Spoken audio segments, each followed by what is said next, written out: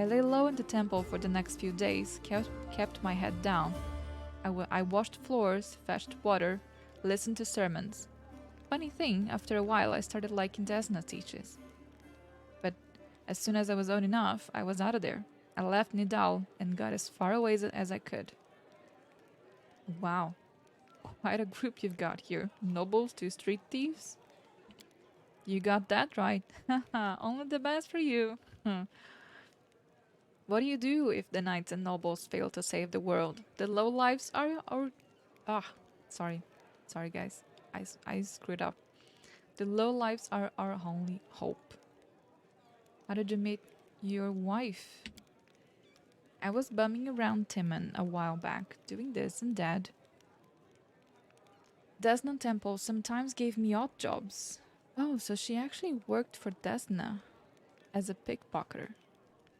Interesting. Weird religion. You know, sometimes I needed people with skills like mine. On the surface, it was fine, I guess. After Nidal, the freedom of the River Kingdoms should have seemed like heaven, my chance to sit back and enjoy life. But I wasn't happy. There just wasn't any joy in my new life. I was all alone. No one cared about me, and I didn't care about anybody either. I struggled to find a reason to drag myself out of bed every morning. Oof, the feels. Tying a stone around my neck and jumping into the nearest river started to look pretty appealing. One day, I was hired to follow some fellas who the local authorities suspected was Resmiran spies. I was stupid. I made a rookie mistake and they caught me. It's like my body had already decided to do what my mind had been fighting, to finally put me out of my misery. Get someone else to kill me, since I didn't have the guts to do it myself. They grabbed me. I thought they'd gut me on the spot, but instead, they hog-tied me and dragged me off. And just like an animal going to the slaughter, my only thought was, let's get this over with. They brought me to their stinking cave, threw me on their altar, and I realized who it was. Clothes. From Nidal. They'd tracked me down after all those years. But I didn't care anymore. Wouldn't even have cared if they'd eaten me or whatever. We all gotta go sometime, right? So I was lying there, staring at those knives pointed at me, when fate rolled the dice and I hit the jackpot. Erebeth. There she was, storming into the cave. Picture it. I'm lying on an altar with all of these knife-wielding maniacs around me, and suddenly Erebeth storms in. I thought it was Yomade herself. Fierce in her shiny armor, with her gleaming sword raised. She made quick work out of those comebacks, chopped them up just like that. I didn't even have time to blink. She untied me, and then... The girl's face lights up as she chuckles. She looked through the papers they had on the table, and she started swearing like a sailor. So much for Yomade. How did you two end up in Canabras? After almost becoming a human sacrifice, I knew I never wanted to leave Erebeth's side. Desna knows. I fell for her instantly, and I fell hard. My misery was gone, and when Erebeth showed me that what was in those papers proved that the cultists had a nest in her home city, well, I offered to help without a second thought. Anavia smiles warmly. She must have figured I couldn't wait to get my revenge on the cultists, but I didn't give a damn about them. It was her. I'd go anywhere with her, even on a crusade, or into the jaws of a dragon. But I took to life in the Canabrans like a duck to water. I used to be an outcast wherever I went, but half of the crusaders are the same. After all, who would volunteer to tangle with demons on the edge of the abyss? You gotta be either a goody two-shoes with too much honor and free time, or a misfit with no life out of the normal world with normal people. People come here to run away from their depths, their past, from themselves. So I fit right in. That's really nice. What is it like living with Erebeth? It's like living. Without her, I wouldn't be. Seriously, if I were alone, I'd definitely be gone by now. Sure, sometimes we argue, can't deny that. Sometimes we bang our fists on the table and yell so loud that the walls shake, but that's all about order business. But at home, well, I'll give you an example. I've kinda always wanted to move out of that broom closet we call a house and into somewhere cozier. It ain't like they take a vow of poverty at the Eagle Watch, but every month, somehow, most of our spare money is spent on Crusader business. Sure, I get mad about it, but it's part of what I love about her so much. You know, Irabeth has that thing that matters for most people, a purpose in life. She's always got a reason for whatever she's doing. Her whole life is a crusade, and I just drifted around like a leaf in the wind until Desna brought us together. Now she's the meaning of my life, so it really makes no difference if we live in a mansion or under a bush. That was so heartwarming. That was really heartwarming. Oh, one day I'll find my Irabeth again. Thanks for asking. Telling you all this kind of makes me feel better. What are your responsibilities in the Eagle Watch? Nothing official. I'm not even a knight, you know. I just hang around. You sure you want to know the details? Catching traitors and spies and cultists is no walk in the park. It's a delicate job. You can always do it all within the letter of the law. What if we surprise some suspicious blighter with an official search? Everyone would know about it before long, starting with their cronies, you know? Then again, sneaking into people's houses at night ain't exactly legal. Crusaders can't be doing stuff like that, can they? Well, I'm not exactly a knight. The girl trails off. Thanks, I have to go. Alright, you watch yourself now. Okay, who do we have to talk to still? So there's a person over there with actual name. There's Pink Eye. Over here we have another pair of people with actual names, and then we have Wendog. It's gonna be a long night. Wait, I need some water.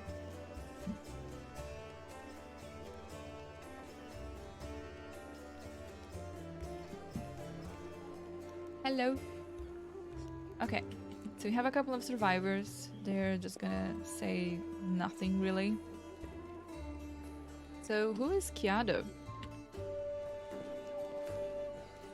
I believe that help is already on the way. The queen will not leave us to die.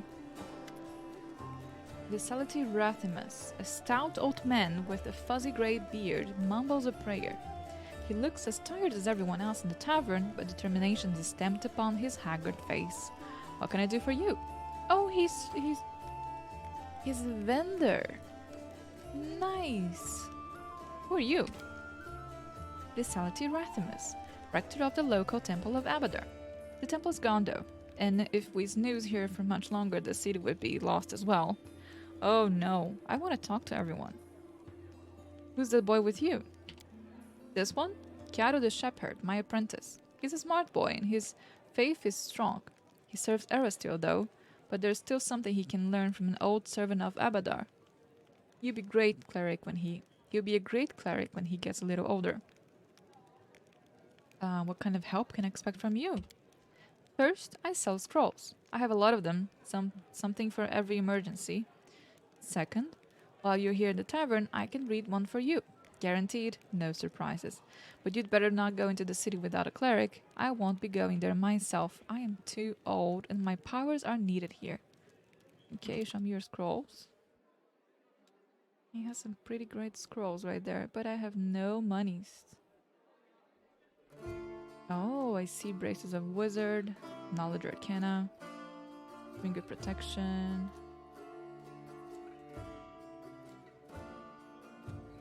Pretty good.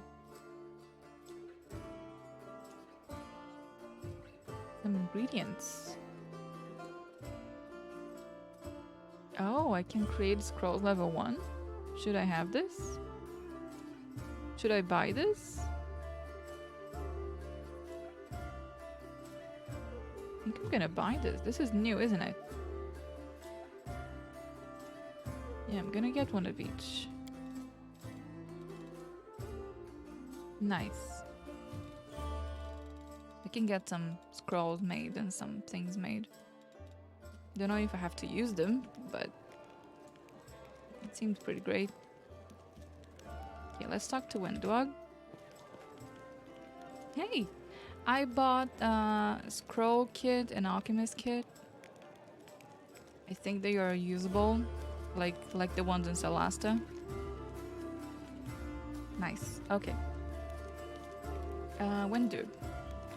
Okay, here we go. Lots of talking. Mistress, I am at your service. I want to know more about you. Hey! Oh my god, Tintin. Thank you so much for the sub. Oh, you're still here. Thank you so much. Or maybe not here, but maybe you already went to sleep. But thank you so much for the sub. Like really. Enjoy your secrets mode. Remember Salasa how it works. It only works during rest. Yeah, in Salasa you have to have a kit, scroll kit or alchemy kit, alchemy scroll, and lots of others like Mandalian kits to make different stuff, and then you can craft things, but it's not usable, just really a kit, so you can do them. But this is a new thing. This didn't happen in Kingmaker, so I did not know if they were consumables or not. Okay. You can ask me anything, mistress. What do you think of life on the surface? Life amongst the Uplanders, you mean? Your customs are strange. I mean theirs, not yours, mistress. You're strong and clever, but I look at other Uplanders and wonder. Have you seen how proud they are of their weakness? Look, my hands are so soft, I've never done anything with them in my entire life, because my noble blood runs through my veins. Oh god. What does it matter who someone's parents are? I'm the daughter of a former chief of the tribe, so what? Is this what they respect and fear me for? Sol became the chief because he was old, experienced, and smart. After him, I might become the chief because I'm strong and even smarter. But these weaklings wouldn't have lasted a day in our caves. Everything is strange here, but it's alright, mistress. We'll put things right, won't we? Thinking about how when she wanted to have, zombies wandering the land. They're not consumables. Consumables are just ingredients. Higher levels allowed, right? Okay. Got it. Capisco. Tell me about your life in the caves. Life was better than an uplander might think. You're surrounded by rock on all sides. It's sturdy, dependable. When you hide in a crack, you know for sure you're safe. Not like here, with all this empty space around you. You always have to be on guard in case an arrow flies from any direction and hits you. Life underground is calmer somehow. Sure, there's less food in the caves than here, but the amount of food the uplanders have, it's too much. Don't you see, mistress, how many fat uplanders there are? Why do they eat so much? Like cattle fattened up to make for tastier meat. We only had one fat person in our tribe, and that was Sol, and he was only fat because he was old. But up here, everything just seems barer in the caves. When there isn't enough food for the weak, they die. The lazy die. Oh god, I would be dead. The sick, in the head and the body, die. Only the strong and the skilled survive, and the blood becomes thicker, tougher. Oh wow. What happened between you and Lan? Windwalk shrugs. He's a good hunter, but not too clever. A bit of an idiot, really. He was the strongest in the tribe after me. That's why I kept him close. His heart is soft, unlike his body. But then I met you and I didn't need Lan anymore. Now I only want to hunt with you. I can tell you're proud of your strength. Of course. Let everyone see who is standing before them. The weak must obey the strong if they don't want to be reminded of their place. Even when I was not-nosed little cave rat, I could bring nethers twice my age to heal, because I fear nothing and no one, pain least of all. I was showered with praise and compliments. The best hunters of the other tribes wanted me, but what did that matter to me? The moment you start listening to flattery is the moment you get soft and you die. No, I always pushed myself further, challenging myself, taking myself to the very edge. Many times I almost died, but I always came back stronger. I earned all my strength on my own, and if anyone didn't respect that, I would just grab my knife. What? Yeah. I just grabbed my knife. That's why I became the best hunter in the tribe. On the surface, people call you mongrels, but I take you don't like the term? Let the uplanders call us whatever they want, it doesn't matter. I know that what they're trying to do. By giving us that stupid nickname, they are asserting their status and superiority over us. But it's normal to try and dominate a stranger you just met. That's expected. When my kin conquer the lands on the surface, people will call us by whatever name we choose. Great, when my people conquer the lands on the surface. Why do you serve me? Because you're winning, and I want to be with the winner. I don't like sharing food and fire with weaklings. I prefer people like you. And also because being close to you is a good way to live. I love life. I'm young and strong. It makes sense to eat, drink, screw, and kill enemies while you're young, but not when you're 30,000 gongs old. Oh my god, am I 30,000 gongs old? And shriveled up like Saul. As long as I'm your servant, I can have fun as I like and order around anyone I want. Who will dare to defy me? No one. Once again, guys, I need to be chaotic. I'm chaotic. My character is chaotic. So, as much as many people look at me and be like, oh, I don't like that you're not being good or lawful, or neutral. That's because this is an RPG. It is role-playing, and I'm chaotic neutral. Or, as I like to say, I'm chaotic noodles. I can guarantee you fun and entertainment. It's good we understand each other, mistress. As we neither say, we hunt in the same cave. Everything's clear to me now. Oh god, there's more. Okay. Let's talk about you serving Hazilla. Of course, mistress, but now I only serve you. Has someone said something about me? What did you do for the demons? We, went through this over the last stream. So she was leading people to their death.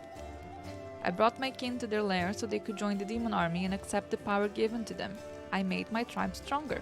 Later, once we no longer needed the demons, my powerful kin would have fought for me. Aren't you ashamed of betraying them? I know that Saul would have called me a traitor, but for one reason only. He grew old and cowardly. I accepted the same fate as my fellow tribesmen. I ate the flesh too, and for many gongs I thrashed with fever, growling like an animal, lunging at anyone and everyone, my body burning from inside. But I handled it because I was the strongest of them all. Not a single day have I regretted the power that I gained. That's why I'm not ashamed of sharing that power with my tribe. Why did you decide to switch allegiance? I was only serving the demons because they promised me power, and only for as long as they had something to offer me. Oh, great. So, she can just expect to go away at any time now. Great. But Hazilla can't offer me anything now she's dead, and I was never going to risk my life for her. You're a true leader, one worth following, but one that you will not risk your life for. Great. How can I trust you? Why wouldn't I betray you, mistress? You're the strongest. It would be stupid to defect to your enemies and die along with them. No, I'm not that dumb. Yeah, I might not be the strongest at all times, though. Please stop groveling. Promise me an army of mongrels. No. No, I don't want an army of mongrels. That's it. Thank you for talking to me. Yeah. Don't want an army of mongrels. Oh my god, there's more people here. And there's something downstairs as well. What's this stairs that goes nowhere? Okay. Indra.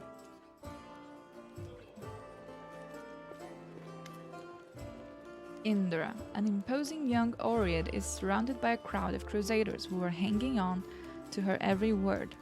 I hope this example clearly illustrates the difference between Jixtad legionnaires from the last war and the crusaders. The perfection of form and spirit they were imbued with during creation turned them into part of a well-balanced war machine, Not a ragtag bunch of individuals, but a united whole. Now tell me again, why am I supposed to be impressed by your reckless assaults where everyone is fighting for their ego, and for the right to beat their peers to a swift but pointless heroic sacrifice? Some of the Crusaders grumble unhappily. It is clear that they are captivated by the woman's words. The only exception is the scraggly and halfling monk whose puffy black eye gives him away as a brawler and a troublemaker. He enthusiastically pushes forward and tries to engage, but one of his friends swiftly jabs him in the back with an elbow, making the poor fellow pause to catch his breath. Gonna listen. One of the Crusaders angrily curls his fist tightly and retorts with a burst of passion. If those gist of yours or whatever had come for us, we'd have their guts for garters. You think we've never fought a mighty adversary before? The soldier's stern facade cannot fully conceal his relish. He clearly plans to enjoy this confrontation. The Crusaders around him look upon their exotic opponent with a mixture of irritation and piqued interest. Indra. The woman clutches before cutting off her interlocutor. Oh my god, what's happening with my English tonight? Jeez. I will love to see you storm a 60-foot-tall walking castle shaped like a gigantic elephant that carries siege fortifications on its back. And I'll have you know, these fortifications were defended by Jiskan. Okay. Jiskan or Yiskan. Whatever that is. 3 craftsmen armed with demon-bound war machines. They use the enemies you cannot defeat as mindless weapons. You should not argue with someone who happens to be the most authoritative researcher on the history of warfare 3,000 years before the foundation of Absalom. The woman looks at you and flashes an amused smile. The lecture is over. Do my esteemed listener have any questions? Who are you? I'm Indra, a warrior, magus, and scholar of classical warfare from Garand. I admit that I am mildly offended by the fact that my name is entirely unfamiliar to you, but I'm willing to accept that it's due to Avistan's isolation from the sophisticated culture of the world at large. Want a tip for a nice weapon? Unless it's a weapon that I can use myself, I would rather not. No. We've come a long way to be here. Oh, you've come a long way to be here. I like to think of myself as an inhabitant of Galarian, and I don't narrowly identify with any country in particular. You can use and it's missable. Okay. Alright. You can let me know. Why did you come here? To witness a legendary war. The confrontation between denizens of a plain famous for its love and violence, and the Crusaders from every continent, united by the common goal of defending their homes. An epic struggle of colossal proportions that hasn't been particularly epic so far, truth be told. Pink Eye replies, maybe she just can't see it from here. The view will get way more epic if she stops hiding among us and takes a walk outside. She smirks contemptuously. She does not deem the monk's words worthy of comment.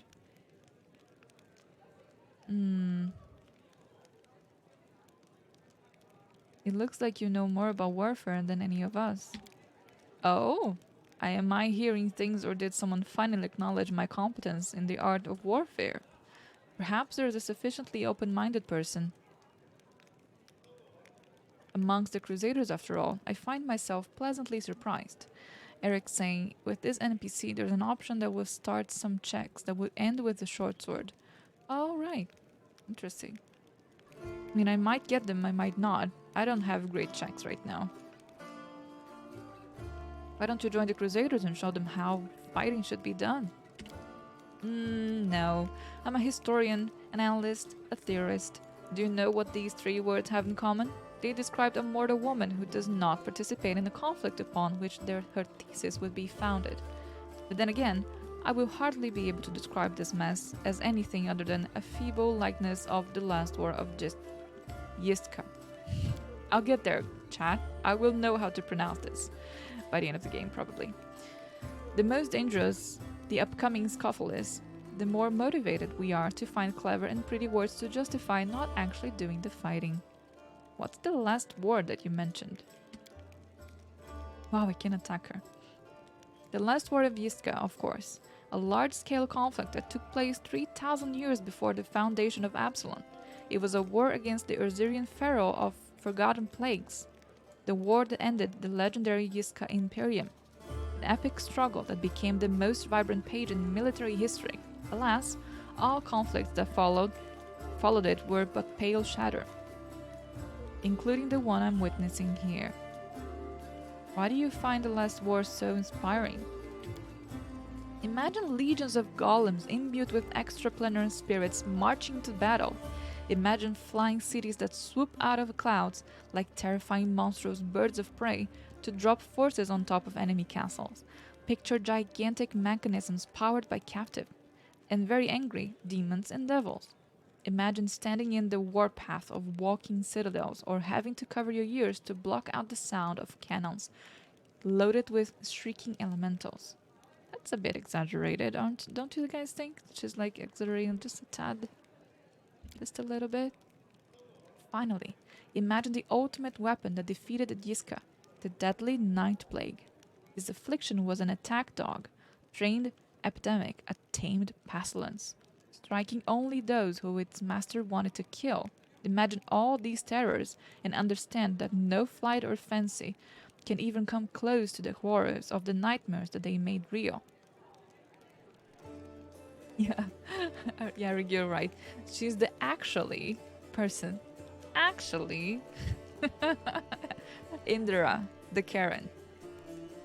Actually, excuse me. How do you know so much about that war? I can say without false modesty that there is no more authoritative researcher on Galarian when it comes to the history of warfare 3,000 years before the foundation of Absalom. Yes, I know. I've dedicated my whole life to this subject. I've personally visited old battlefields and studied the most mysterious and forgotten archives containing chronicles of ancient wars, sometimes risking my life in the process. I saw a fallen sky city in the Shroi Empire with my own eyes. I ripped out of the control crystal from an exterminator-class combat golem that guarded the Yixta laboratory with my own hands. These fingers held the glass flask that the servants of the Pharaoh of the Forgotten Plagues used to create the first generation of pestilence that devastated the Yiska Imperium. How do I know so much? I saw and touched everything I'm telling you about.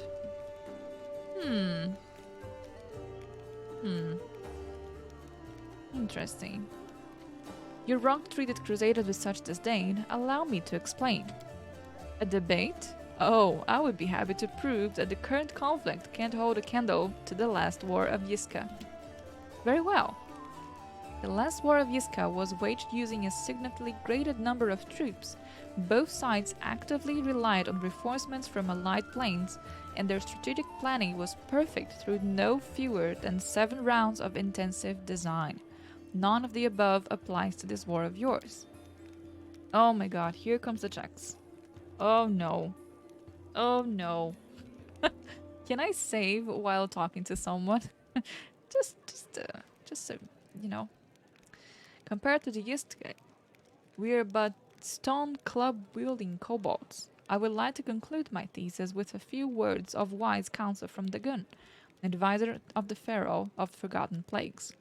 I doubt you will comprehend the true genius of his statement, but here it is nonetheless. A Gaffley sees the ox pays no heed to the Gaffley, but crimson fever takes them both. Okay, so we know that our knowledge world sucks, and our diplomacy is a little tad better.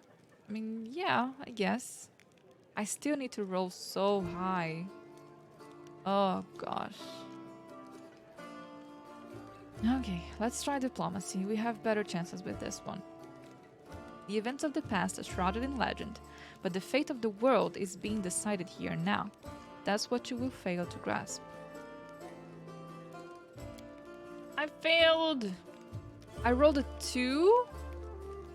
Oh my god, said she, standing in the middle of a dingy tavern. One must overestimate the importance of current events for world history. Should Canabras fall, it would become yet another page in the chronicles of the world-worn conflict. Should it endure, it would be fortunate to earn any mention at all.